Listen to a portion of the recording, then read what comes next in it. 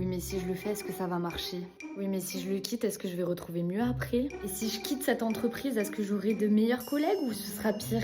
Si tu te reconnais dans ce mini-jeu de scénario, sache que tu subis sans doute la peur du changement et tu n'en as même pas conscience. Cette peur du changement, elle est assez maligne parce qu'elle se cache dans les habitudes de votre quotidien et vous ne vous en rendez même pas compte. On pense souvent que les peurs sont souvent de grandes choses, ça se manifeste par de grands blocages, mais en fait, en réalité, c'est toujours de façon subtile et surtout de façon inconsciente.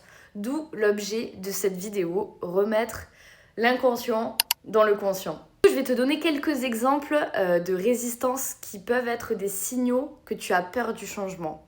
Par exemple, tu peux procrastiner beaucoup, encore et encore.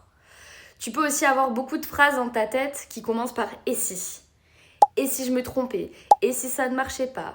Et si cette formation ne m'emmène pas à vouloir faire le métier que je souhaite? Ou encore parfois revenir à des habitudes qui ne sont absolument pas saines, dont on sait pertinemment que ce n'est pas bon pour nous, mais pour autant on y reste parce que c'est un confort qui nous met en sécurité. Et la peur, tout ce qu'elle veut, c'est que vous restiez en sécurité.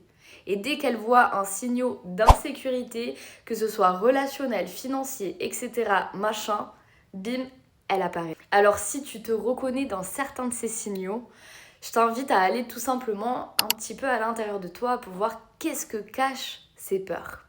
Et surtout, rappelle-toi, parce que c'est le plus important, derrière toute peur se cache souvent un désir inconscient.